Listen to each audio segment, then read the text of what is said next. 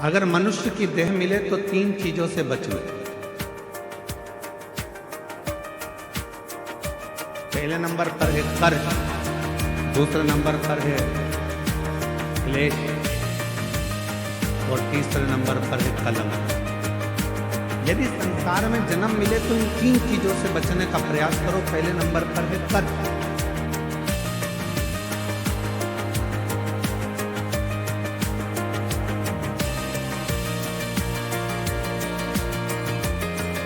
थोड़ा सा भी कर्ज हमारे जीवन में अगर हो जाता है, थोड़ा सा कर्जा आ जाता है, तो वो कर्जा बढ़ते बढ़ते बढ़ते बढ़ते एक दिन हमारी जमीन को, हमारी जायदाद को, हमारे मकान को भी बर्बाद कर देता है।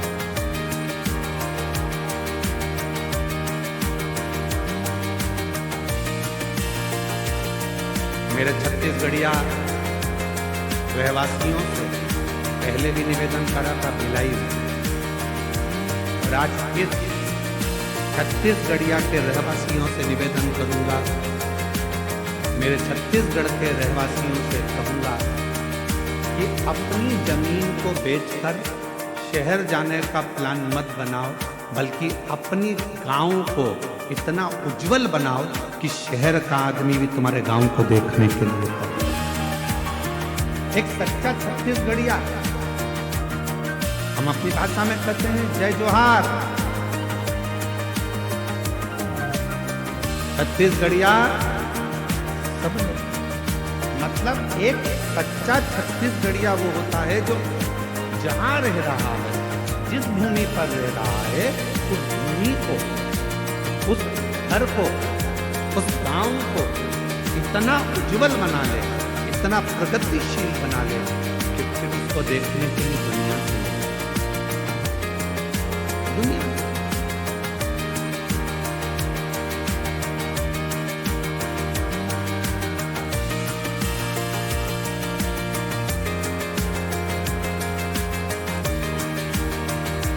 जितने छत्तीसगढ़ के मेरे जीजी जीजा बैठे हैं, आप सब कोई साधारण नहीं हो।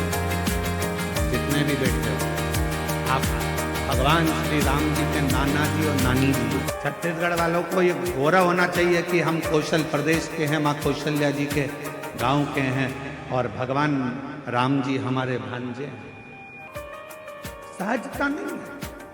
शिव भक्त को महापुराण की कथा कर रही है, संसार के रहवासियों को 3 चीजों से बचना चाहिए। पहले नंबर पर है कर्जा, दूसरे नंबर पर है क्लेश, तीसरे नंबर पर है कलंक। ये 3 चीजें जब व्यक्ति के जीवन में अगर हो जाती है तो पूरा जीवन बर्बाद। पहला बच्चों कर्ज। 10 रुपए भी किसी का अगर कर्जा है तो वह हमको एक न एक दिन डुबो देगा, इसलिए कर्जे से बचने का प्रयास करो। आज हो क्या रहा है, लाओ हम तुम्हें कर्जा दे देंगे। बड़ी बड़ी कंपनियां खुली हैं, बड़े बड़े बैंक खुले हुए हैं, जो दिन रात मोटरसाइकिल पे अपने अपने फ्लेक्स लगाकर दिन रात कहते हैं लो एक दिन में हम लोन देते हैं। गाड़ी पर लोन ले लो, मकान पर लोन ले लो, जमीन पर लोन ले लो, लोन ले लो, लोन ले लो, पैसा ले लो, पैसा ले लो। आज क्यों देने को तैयार बैठे? वो चाहते हैं आप थोड़ा सा लोन लोगे, धीरे धीरे वो चुका नहीं पाओगे, तो एक दिन तुम्हारी जमीन भी चली जाएगी, मकान भी चले जाएगा, और मालूम पड़ा एक दिन जो रखा हुआ धन है वो पूरा बर्बाद हो जाएगा। समझ की जरूरत है। लोन देने वाली कंपनियां बढ़ गई, लोन लेने वाले बढ़ गए, पर अब समझ की जरूरत है कि हमको ना कर्ज लेना है, ना हमको क्लेश में रहना है, और ना हमको कलंक में रहना है। हमें तो शंकर भगवान की अविरल भक्ति में शिव कर्ज से थोड़ा सा बचो, थोड़ा सा। और जब यह मानव देह कर्ज से बच जाए तो इसको क्लेश से बचाने का प्रयास करो कि परिवार में रह रहे हो, गांव में रह रहे हो, नाते रिश्तों में रह रहे हो, कुटुंब कबीले में रह रहे हो, कोई क्लेश नहीं होना चाहिए। आपस में थोड़ा साझा बनाना।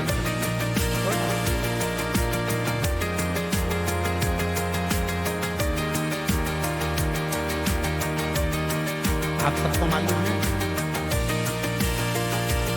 महीने में 2 एकादशी आती है तो 2 प्रदोष कभी किसी से पूछो कि भगवान शंकर का ये अविरल त्योहार प्रदोष का व्रत क्यों आता है? क्यों भगवान शंकर की आराधना प्रदोष के दिन करी जाती है? क्यों कभी सोमवार होम प्रदोष आ जाती है, कभी गुरुवार का प्रदोष आ जाता है, कभी शुक्रवार का प्रदोष आ जाता है, कभी कोई प्रदोष आ जाता है? ये प्रदोष का व्रत क्यों आता है? उसका एक कारण है, भगवान शंकर प्रदोष का व्रत धारण कर कर फिर अगला जो दिन होता है उस दिन मेरे शंकर भगवान अपने सारे गणों के साथ नंदी, भृंगी, श्रृंगी, नर, गंधर्व, अप्सरा, किन्नर, देवता, पशु, पक्षी जितने भी होते हैं मेरे शिव सबके साथ बैठकर अपना महाप्रसाद ग्रहण करते हैं।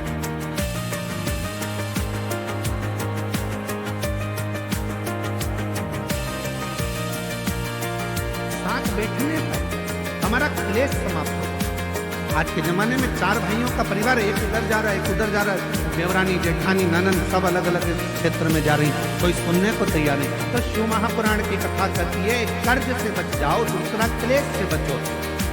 हफ्ते में, महीने में एक दिन ऐसा बनाओ जिस दिन मेरे घर के पूरा परिवार एक जगह पर एकत्रित हो, भोजन करें, साथ बैठें, साथ बैठकर अपने परिवार की।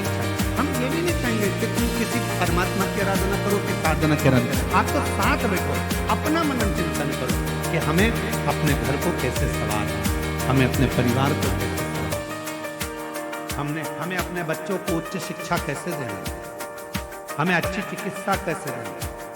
हम कहीं आडंबर में तो नहीं फंस रहे, हम कहीं गलत जगह पर तो नहीं फंस रहे, आडंबरों से मुक्त कैसे।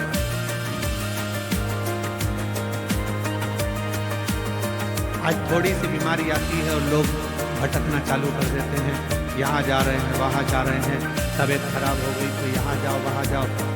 हमने जब से शिव महापुराण की कथा बाकी है, एक बात हमेशा कही है कि सबसे पहले अगर शरीर में कष्ट है तो अपने गांव के प्राथमिक चिकित्सा केंद्र में जाओ, उसके बाद फिर शहर के हॉस्पिटल में जाओ, फिर शहर के हॉस्पिटल से जिले के हॉस्पिटल में जाओ, फिर जिले के हॉस्पिटल से फिर कोई बड़ी सिटी के कोई हॉस्पिटल में जाओ।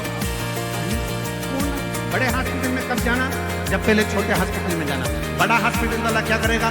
तुम्हारे पहले के हॉस्पिटल की फाइल दिखाओ, साहब ये हमने हमारे गांव के हॉस्पिटल में दिखाया था, साहब ये हमारे कवर्धा में दिखाया था, साहब हम फिर बिलासपुर पहुंचे, साहब अब हम रायपुर आए हैं, ये देखो हमने ये जांचें कराई है। छोटे हॉस्पिटल से बड़े हॉस्पिटल तक जाओ। पर आजकल व्यक्ति क्या करता है?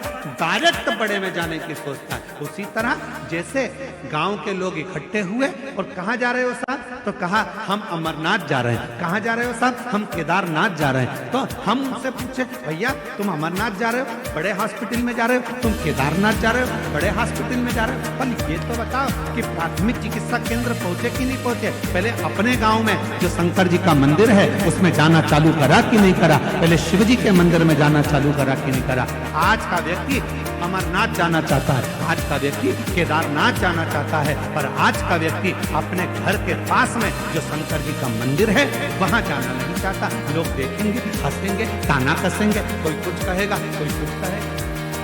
पहले चिकित्सा केंद्र, प्राथमिक चिकित्सा केंद्र है पास के मंदिर, और जब आप प्राथमिक चिकित्सा केंद्र में जाएंगे तो बड़े हॉस्पिटल तक पहुंचने की जरूरत नहीं पड़ेगी।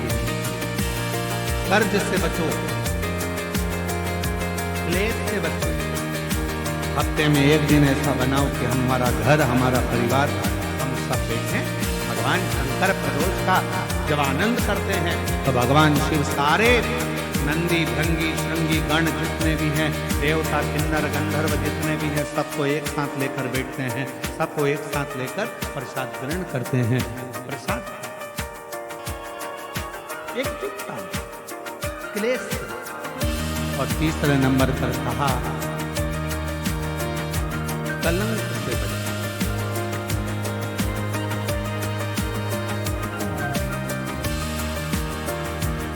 हमारे सनातन हिंदू धर्म में पतंग उड़ाने के लिए एक दिन दिया गया। यहाँ उड़ाते पतंग? अरे बोलो तो जमते। कब उड़ाते हैं? जम के बोलो। मकर संक्रांति। हमारे सनातन धर्म में, हिंदू धर्म में पतंग उड़ाने के लिए एक दिन दिया है, मकर संक्रांति का दिन। उड़ा लो जितनी उड़ाना, खूब काटो जितनी काटना। और हमारे सनातन धर्म में ये कहा गया, साल में एक दिन मकर संक्रांति के दिन खूब उड़ाओ, खूब काटो, पर बाकी के दिन ना उड़ाना ना काटना। शिव महापुराण की कथा कहती है, किसी का कोई काम हो रहा है, किसी के बेटे की शादी हो रही है, किसी की बेटी का संबंध हो रहा है, लोग हर कुछ बोलकर उड़ा देते हैं और उसके संबंधों को काट देते हैं। शिव महापुराण की कथा कहती है, कोई उन्नति की सीढ़ी पर चढ़ रहा है तो उसको चढ़ने दो, बढ़ने दो, उसको काटने का प्रयास मत करो, क्योंकि हम सब सनातनी हैं। सनातनी काट का नहीं है, सनातनी जोड़ का।